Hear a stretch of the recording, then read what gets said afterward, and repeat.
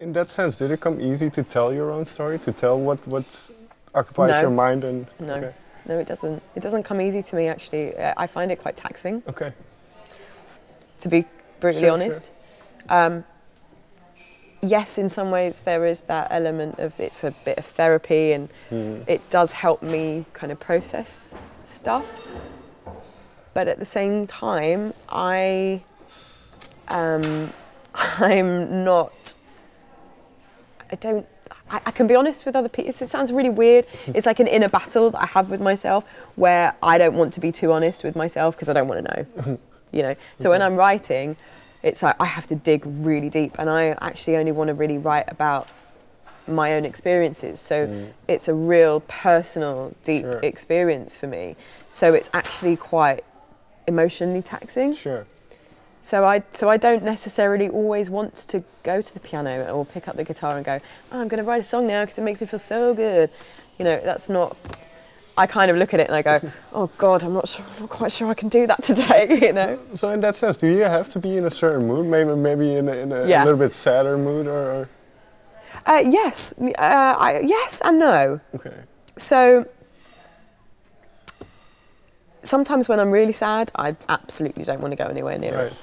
I'm like, no way, because it would just depress me even more, you know. So it's that sense of not wanting to face it. So, you know, in some ways, being able to detach myself from a certain situation enables me to kind of look at myself more objectively and go, okay, that's how you feel about that. Well, that was going to be my next question, because do you then maybe later on, after a bit of separation from the song, and if you hear it again, do you then notice certain things you were feeling, maybe, or things? Definitely, there is definitely a sense of, you know, a lot later on of looking back on it and going, oh, okay, that's what I meant by that, and oh, I see, oh, okay, no, I understand. Oh, I understand that now. Whereas at the time, it may not have really made sense. Oh, what do I really mean by that line? Or I'm not quite sure I understand what I'm saying there, and I don't think that anyone else is going to understand it either. But actually having kind of time away from it, it then starts to kind of unravel and make more sense. So yeah. And well, you mentioned the words real and honest, which is very important to you. And I can't remember where I got this from, but you said something about the rejection of the mainstream, and integrity is everything. Yeah, integrity is everything. So yeah, that's how I feel. How do you feel about current music? Yeah. What do you mean in the wider sense? In the music industry? Or? I think this was more of a reflection on mainstream music, and yeah. I think you said something along the lines of your desire not per se having the desire to go that route, but to have that integrity. Yeah, I think what I meant by that was, I think there is a sense nowadays, whereas there wasn't in the 60s or 70s, you know, especially in the 70s, you know, not that I was alive then, but you know, it's the golden age of music and all that. You know, I think nowadays people can get into that trap of, oh, I've got to write a song, and I'm going to write this song, and I'm going to try and get it on radio, or I'm going to try and sell it to another artist, or I'm going to try and do this, and you know, it's a bit kind of more calculated. So they might write a song with the audience in mind, which is hard. You know, it's hard to get rid of that completely. But yeah, there's the commercial sense, in the commercial sense, where I have to make my art fit around what their format is, what they want what do they want from me? Okay, right, I better do that. Whereas for me, it's screw you. I'm not going to engage. I'm not going to engage in that. I'm going to write kind of what I feel and how I think, and what makes me happy and what makes me fulfilled, and how I want to express myself. And then if you want to play it, if you want to listen, you know, then it's totally up to you. It's leaving it up to that other thing, and not allowing myself to be directed by outside influences. In that sense, does it alleviate a lot of pressure in a way, in terms of maybe success or? I think so. I think it does. I think you're right, because I think you become a lot more accepting of what you're putting out there. Yeah, it's like, well, this is me. Right. It's me, so you either like it or you don't. And whatever way is fine.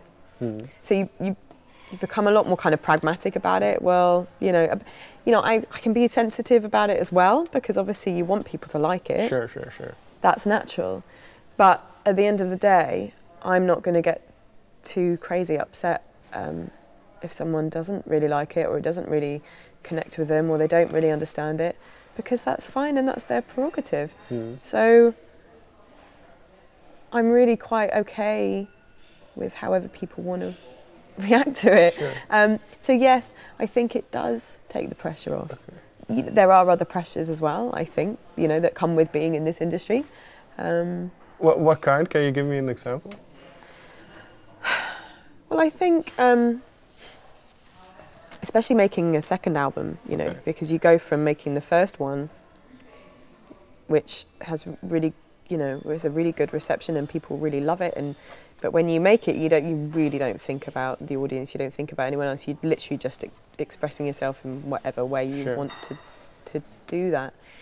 So, you're just free. You're free to do, there are no expectations. There are no, there's nothing's gone before it.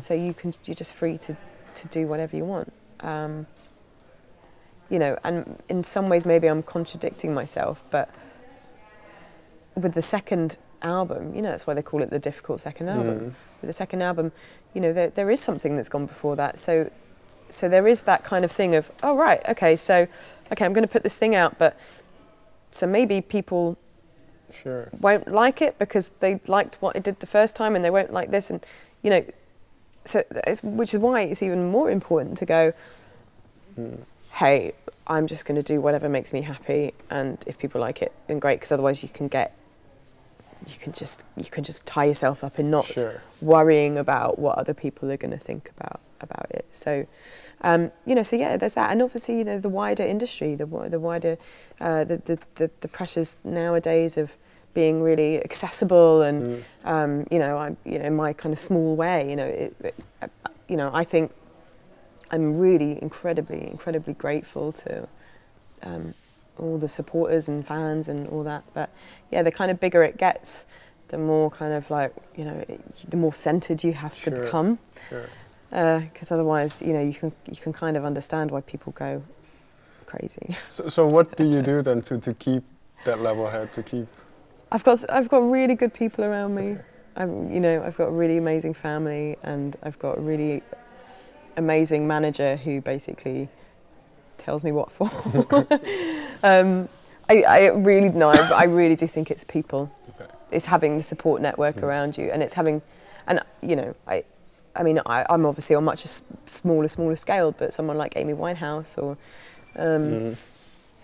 people are making money out of those artists, so they don't necessarily want to do anything to kind of rock the apple cart, and it can be a very destructive environment, and actually not necessarily something that is good for that sure. person.